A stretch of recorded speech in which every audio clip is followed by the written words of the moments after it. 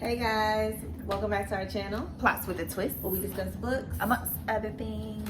And it's that time again. Yep, it's a wrap up TBR. So yeah, let's not delay. Let's go. Oh, I was trying to rhyme, but I couldn't. Let's get into it. You know, holy. All right. So how many books you read this month? I finished completely in its entirety 3. That's good. But I started more, so we'll talk about that. So I'll let you go. I'll let you So I've have done it. 4, but one I think I mentioned in the last video because I hadn't finished it. So Okay. So, I'll start with that one. I have 4, but and that's all I ever. It's called All I Wanted, All I Needed. I saw keep wanting that. to say All I Ever Wanted. So after All you I mentioned Wanted. it, I saw it on You want Instagram. it? It's an easy read. Like it's a physical book, but I might need it. okay, I'll give it to you. You'll like it. It's okay. So let me get into it. So this follows Asen. I think that's his name. Ace and This one isn't that strong. I like it's this. kind of good though. All right, it follows. Let me get my stuff together, y'all. I ain't read something. Harlow and Ace. Okay, so Harlow is going through a breakup with a boy that she's been with since high school, or after high school. He's a star baseball player, and their relationship is just not there. He proposes to her, and it's not a spoiler, but he proposes like the first page of the book. He proposed to her, and she's just like, you know what? Actually, this is not what I wanted. Like, I just think I need some space, whatever. She ends up getting an opportunity to move to Seattle and kind of like figure with her uncle, just to start a new life as a yoga instructor. Just to kind of find herself, because over the last few years she just spent her life following around her baseball player boyfriend that she's been with for so many years, whatever. But now she's moved to a new city and is kind of like finding herself, making new friends, and she meets Asen, who is a friend, who is the brother of a girl that she befriends out in Seattle. And so once she meets Asen, it just goes from there into this a friendship blossoms that, you know, is it going to be more than a friendship? Is it not? What's going on here? Really cute. So, and it's a part of a two book series. So there's another part to it. So a romance book. I really enjoyed it. It was really, really cute. I think it's like a cute, like, breakup. What am I going to do with myself? Finding myself, like, oh, like if you're going through that, I think this would be a cute book to read to kind of like uplift you. And then the romance part, it had some spice in it, but it like took a really, really long time to get to the spice. But when it got to it, which I really like, because you know how sometimes you read spicy romance books and they just be like too much, like, which you know sometimes it's okay, like that, you know, that's what you're reading it for. But this one was like they really built it up. They built it up, and then it was like, okay, boom. So yeah, I really enjoyed it. It was a cute read. I think I just saw it like on Book Talk. The author, I think she's like an independent author. She has like a lot of these like books, and you can find them on Amazon. So yeah, it was a really cute book. I enjoyed it. Okay. I want to see if it's on Amazon, like cheap. Kindle. Yeah. Yeah. Or cheap. Okay. So, speaking of which, I've been buying up some Kindle books. They had the Stuff Your Kindle Day. I don't even think I got that much. So I've been seeing like, I'll be like looking for books, physical books, and then the Kindle book will be like $2, $3. And I'm like, do I need to get a Kindle? Do I need to try it out again? So I'm thinking about purchasing a Kindle. Yes. So yeah, get your Kindle, because I think I am. it's they have the Stuff Your Kindle Day, which I discovered this year. And then Did Prime Day already pass? Or is it the coming next up? one is coming up. Yeah. Okay, I think I might get it on Prime Day. So yeah, they have a where basically they have a whole bunch of books for free. So it's like but they're like not books you probably have heard of. Some books may have, but I did see some With that. people. I feel like you can find some gems. Yeah, there. and I saw some people like videos. Was like, this is the books you need to get. Yeah. So anywho, I don't know why I brought that up. But I've been buying a lot of Kindle books. But I'll see if she's on there, because I also you also got the Kindle deals. But anywho, okay. What I actually read. So I read 0 Days by Ruth Ware. Oh, put that on So my I list. picked up another Ruth Ware. Okay. Well, let me see what you Wait, said about it see first. Okay, so this focuses in on Jack and her husband Gabe. So I think Jack, that's her nickname. I can't remember her real name, but anywho, they are penetration specialists. That sounds weird. Weird. But basically they are hired to infiltrate different businesses and firms and things like that to test out their security measures and report back to their, head of security to see how far into different companies, system they're able to get. So Jack is more the physical expert, where she goes physically into whatever building, see how far she can get, if she can get to their servers. And Gabe is the hacker of their operation. But pretty much they are married, and yeah, this is their business. So Jack, one night, she gets caught right as she's about to like get off scot-free, and pretty much, this delays her from getting home. But she spent some time at the station trying to clear her name, and that ended up letting her go when she goes home. But Jack returns home, and something is off. Something is off. She goes in and she realizes that her husband has been murdered. Right? So this sends her on a tailspin of like inaction, but then jumping into action. So she's on autopilot, trying to call the police or whatever. But for a moment, she couldn't move. She couldn't do anything. She was just in shock. And so once she goes to the police and kind of gives her story, they start to identify some quote unquote inconsistencies with her timeline, and she quickly starts to realize that she's shaping up to be their prime suspect. So with the help of her sister and Gabe's best friend, she ends up going on the run and ultimately trying to find out who actually killed Gabe and why. So that's really the story. So I thought this was interesting for Ruth Ware. It gave me kind of like espionage and spy kind of sorta, even though it's kind of like a regular job. I was like, okay, she's about to take it there, but it was like, no, it's just they're just penetration experts. And so but still, overall, I thought it was very different from what I've read of Ruth Ware. I haven't read all her books, but this one was definitely interesting. I would say I enjoyed the plot and how it progressed and ultimately where it got to. I will say I did see the plot twist coming, and who ultimately was involved in his murder, and ultimately there was some additional things added, as to the why. But I will say there was moments that I feel like didn't need to be there. It didn't drag, but you were definitely pulled back from the progression because you would get stuck in Jack's head, and the narration was told from Jack's perspective. So it's these self-deprecating thoughts, and every moment she's talking herself out of something, and she has to talk herself back into it, and then the next moment she's talking herself out into so that kind of gets a little like, come on girl, just do what you need to do. I wish it would have focused more on the action a bit, and you got the glimpse of her thought process, but it wasn't like so distracting from what was going on. The ending was okay. Some things were resolved, but some things weren't.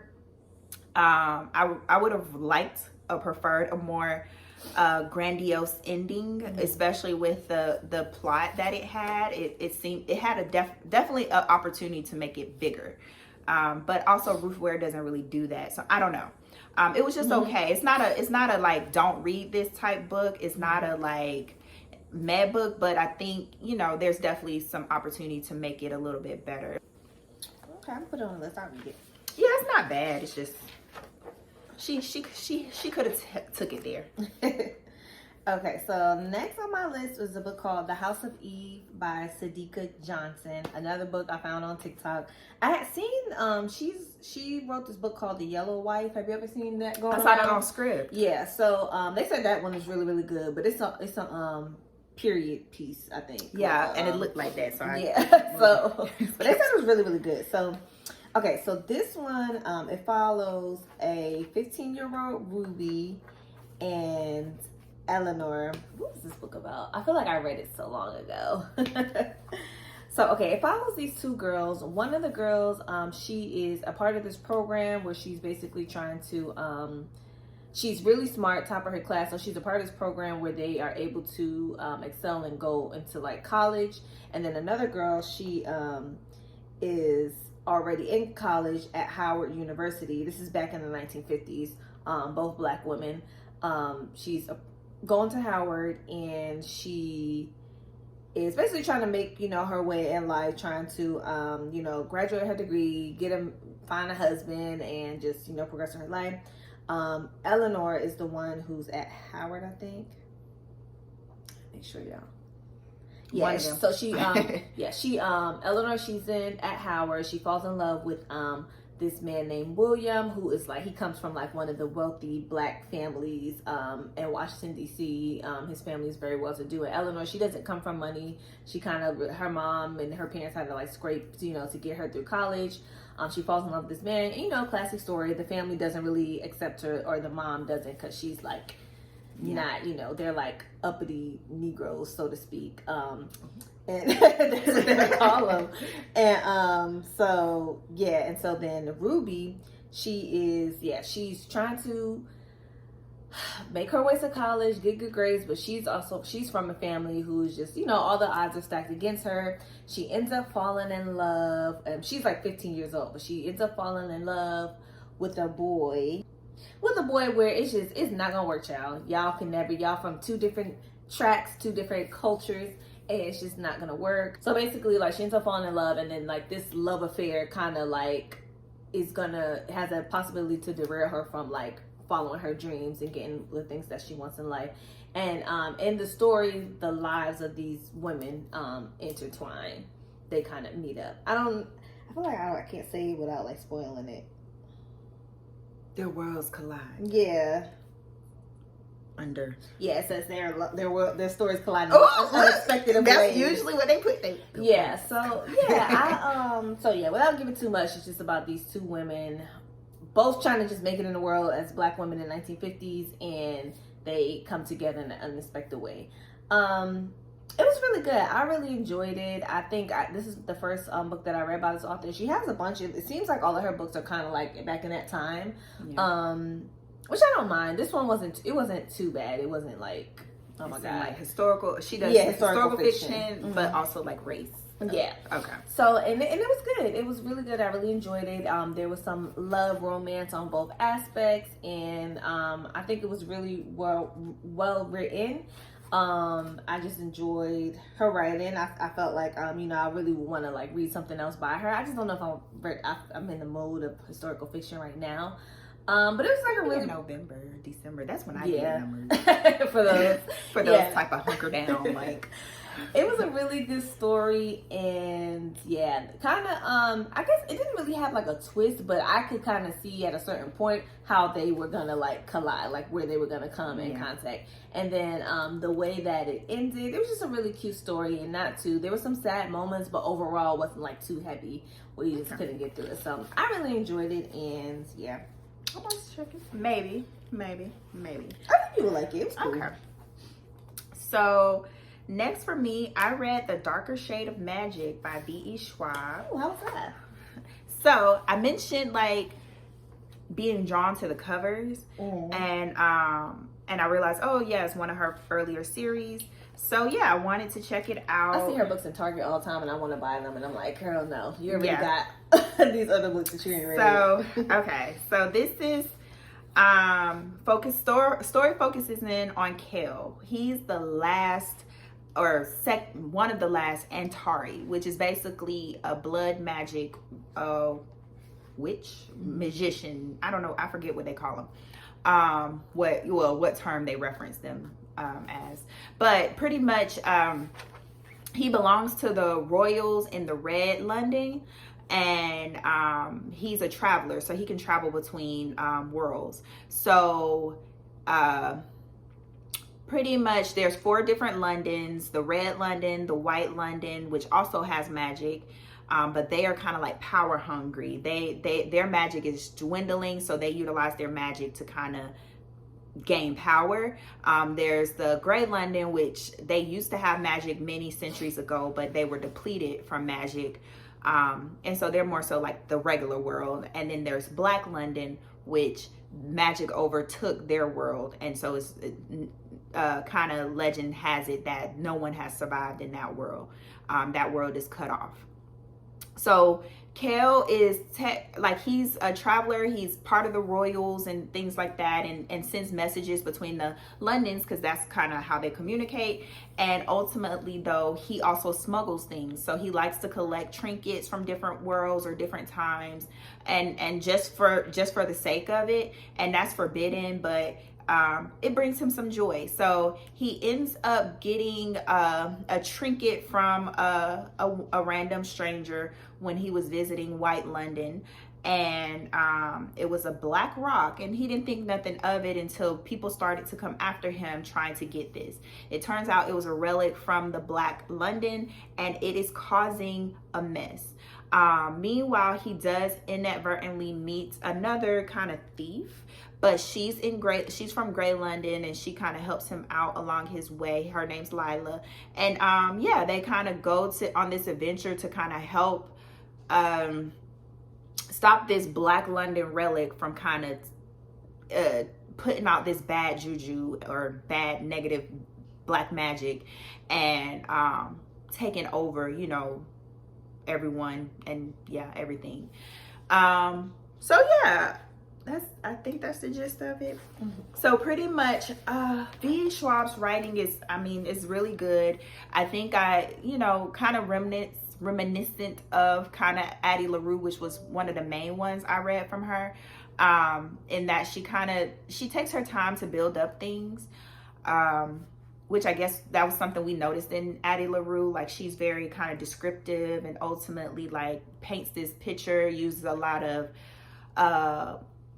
sensory type of descriptors and things like that. So that is something that I noticed in this book, which of course came out before that. The only thing I would say is that in this particular book, it kind of made the pace a little slow. So it wasn't bad. It's just like, it wasn't like a overly exciting fantasy like you're used to, which I didn't mind. So I did still enjoy the book, but I just wanted to kind of put it out there that it is on the slower side of fantasy. But I feel like that also helped me kind of understand what was going on. It wasn't as confusing, things like that, because that, in the synopsis, that's a lot. But you see, I was able to kind of follow along and explain it. So yeah, it's just a slower paced fantasy book, and I guess it eventually goes into a series, which the ending was kind of a little, not finite, like it's definitely opportunity for a series, but I just would be interested to see where the rest of the book goes, just based on how it ended. I'm assuming they're shifting perspectives or shifting to other conflicts that come up from the initial introduction of this dark magic. So yeah, we'll just see how it goes. But overall, I think it was an enjoyable story, but it is kind of slow, especially considering that it is a fantasy-based book. So next on my list is Siren Queen. Oh, I left the book in my room, but Siren Queen by Ng Vo. I don't know how to pronounce it. It's Nghi Vo. So this is a book. Okay. So this book follows Luli Wei. She is a Chinese American girl who is from a neighborhood called Hungarian Hill. She wants to be a star. This is back in like starlit Hollywood. Doesn't really give like a time frame, but it's like back in the day, like Hollywood times. She's desperate to be a star. And she doesn't care how she has to do it. She just knows that she wants to be a movie star, but she doesn't want to be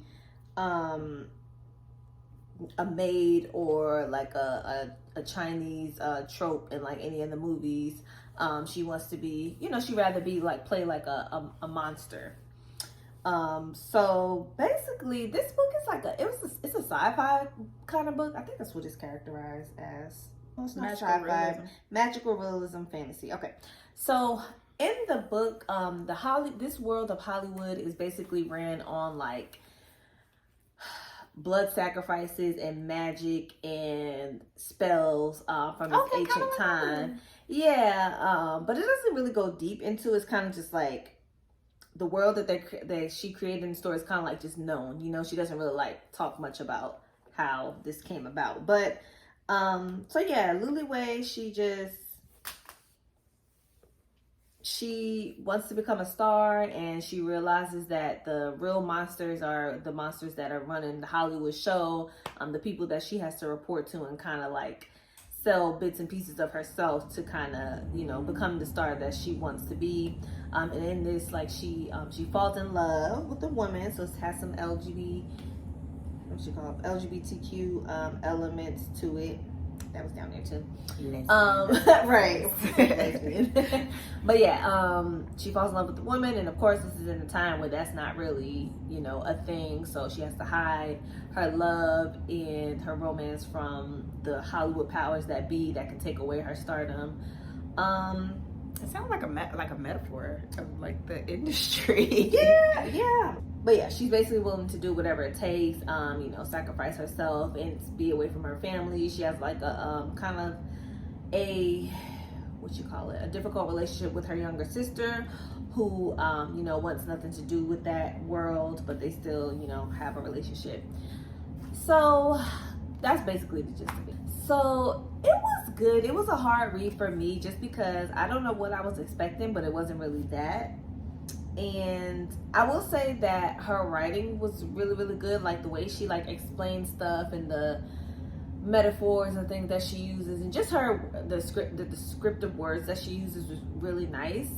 But just as far as the plot and the story, it was really slow for me, and I had to force myself to finish it. It's a really short, but it's not even a long book. If you listen to it, it's like 5 hours, and the book is like this thin. But it just took a while for me to get to, because I just found myself not being as interested as I thought I would be when I first started reading it. But overall, I think it was an okay read. If you're into that synopsis that I just explained, like just the magical real, the fantasy part,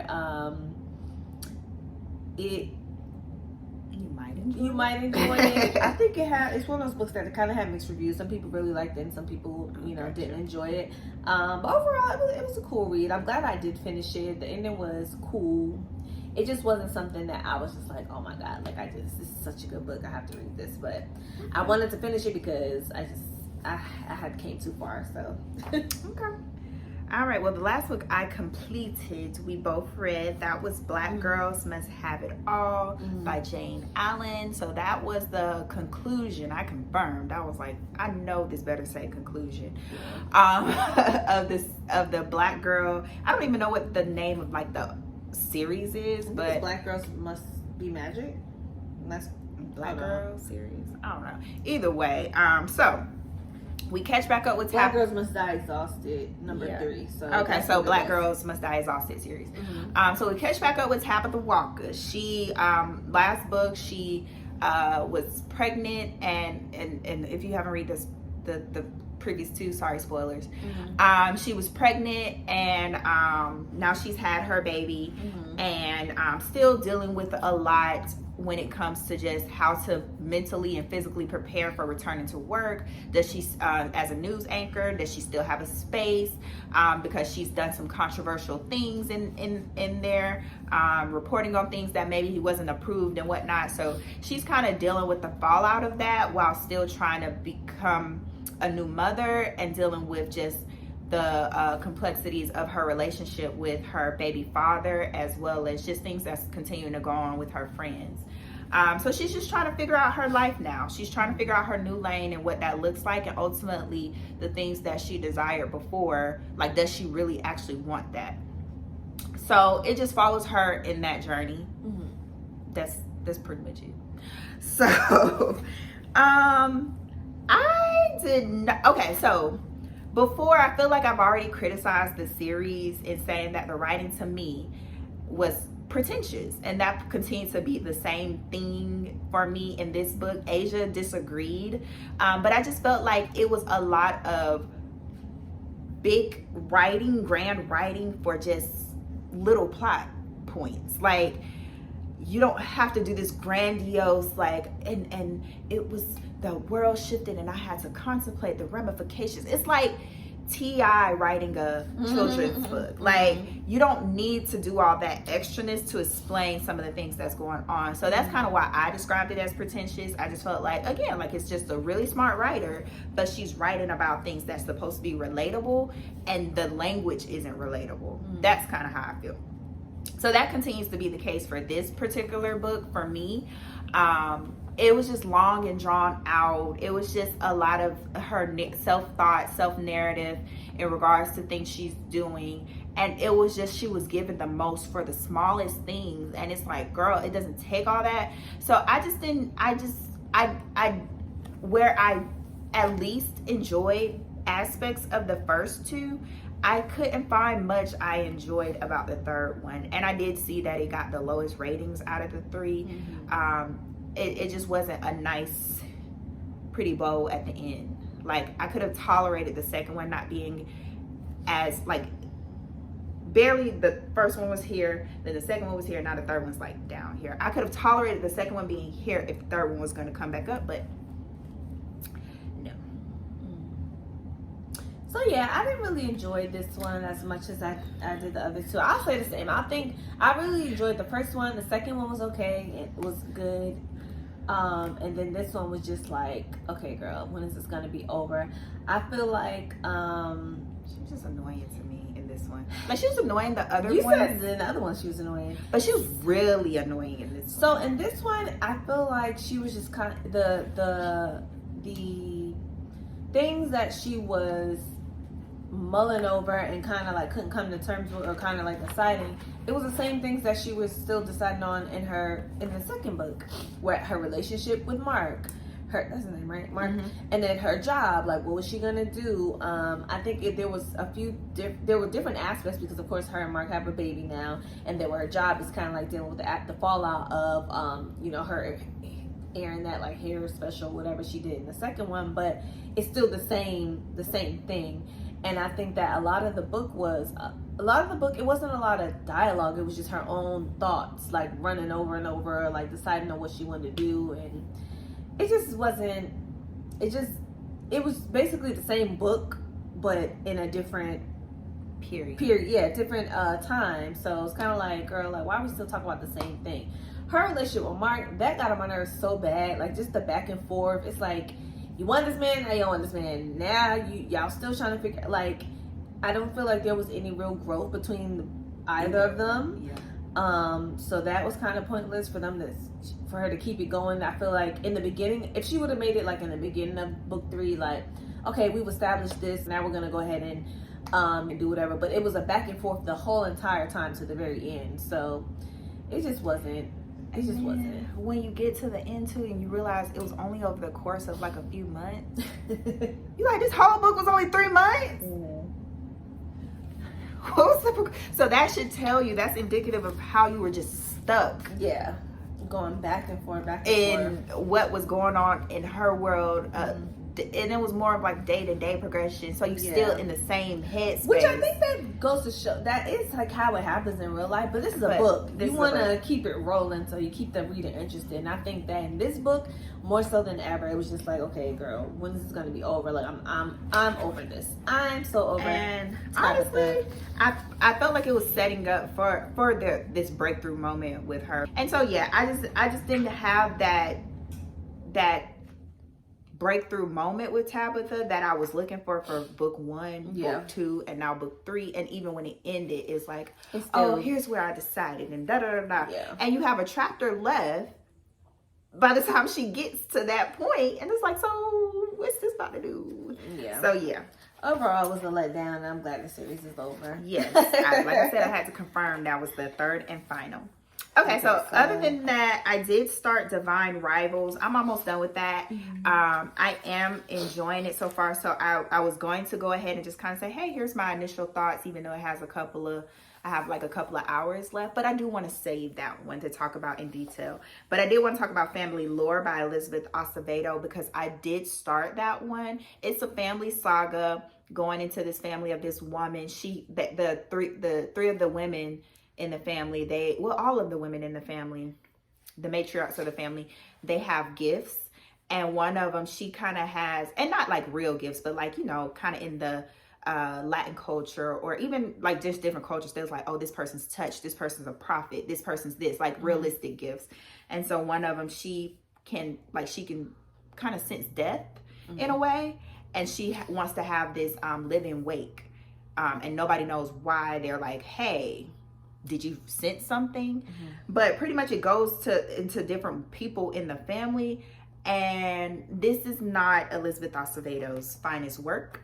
I was not in it, and I don't know if I'm going to finish it. So that's why I wanted to mention it. And I did see it got some of her lower reviews. Really? So, yeah. I'm gonna read it. It wasn't pulling me. But it's on Scribd. Is it? Yeah. Okay. They just added it, so Okay. I might finish it. All right, so let's get into spooky month reads. October. How many books you got? Okay, so on my list I have 3. Just because I don't like to get too much, but one of them is Family Lore. So now that's on Scribd, I'll probably go ahead and listen to that. So that was one because I've had that on hold and it should be available soon, but I'm just listening to it on Scribd since it's on there. Okay. So I actually selected spooky month reads, and I'm kind of regretting it because I have quite a lot, and normally I'll select like 2 or 3 and have maybe a couple of other books to balance it out, but I don't think I have any balance. So I did see a book come out recently, Out There Screaming. It's edited by Jordan Peele and John Joseph Adams, but it's an anthology series of noted Black authors, and just just kind of like a collection. It's a collection. I believe it's fiction. I'm hoping it's a collection of short stories, but based in horror, Black horror. So, I saw that like Nindy Okorafor, N.K. Jemisin, and those were like the main 2 that stuck out to me. But it was a whole list of folks that contributed to this book, and so I was like, it just got published recently, and it's on theme. So I did use an Audible credit and get it. So we'll see. Okay. We don't do horror, but I said I was going to challenge myself this month to do horror.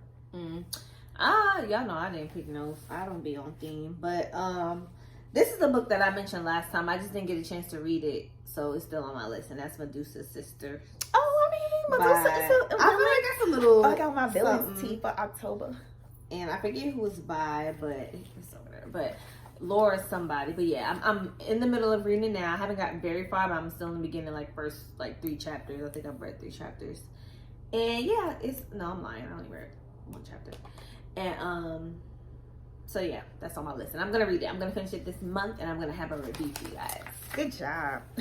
Okay, so The House Across the Lake by Riley Sager. I mean, I've trusted his books or have enjoyed his books thus far. So I was like, oh, he's a good like spooky month person, suspense thriller, why not? And that one was one of the ones I see mentioned more regularly from him, even though it's a little bit older than some of his other ones. So I said I'd try it out. So okay, another one on my list is something that we've mentioned here a bunch of times, but I really want to read it because they keep showing me all my business.